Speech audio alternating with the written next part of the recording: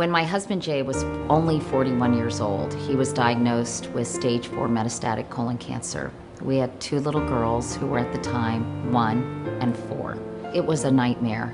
It completely turned our world upside down. It was a life-shattering experience and life-ending ultimately for Jay. In 2002, just as I was beginning my campaign for the presidency of the United States, I was suddenly introduced to a new challenge. I was diagnosed with prostate cancer. And the words really hit like a kick to the midsection. I was in the hospital with a heart rhythm problem. I had to stay in overnight in the cardiac unit. I was in a single room. I was very much alone with my irregularly beating heart, feeling it, worrying about it. I know what it's like for a doctor to tell you when you're about to undergo the knife that your chances are less than even. I know what it's like when you're lying in ICU and you're looking up at those monitors, not in pain, but just tired, just wanting to give up.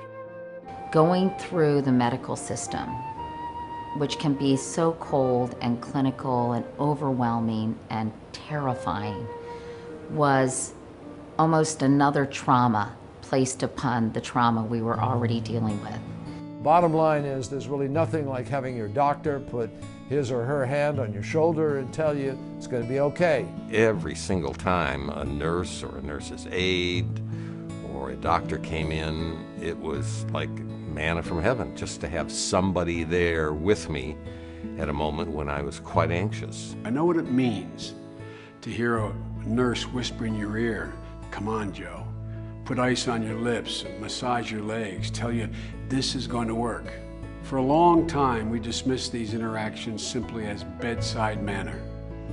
But in my view, they have everything to do with whether or not someone can get out of the bed and walk. I wholeheartedly applaud the work of the Schwartz Center because doctors can't give of themselves. They can't be there for their patients in a really palpable way if they get no support. Today, the work of the Schwartz Center is really more important than ever. Where there's compassion, there is also hope. Ken Swartz talked and demonstrated how the time spent by doctors, patients, other healthcare workers was every bit as important, if not more important to him than the drugs that were going into his veins. And that's a message that is timeless. And so I think the Schwartz Center is the perfect antidote for this changing world of medicine because it reminds people that it's really all about the doctor-patient relationship. I think the Schwartz Center is helping revolutionize medicine. What you're doing matters. And I'm pleased to play a small part in this event dedicated to ensuring that your work continues and that Ken's legacy lives on.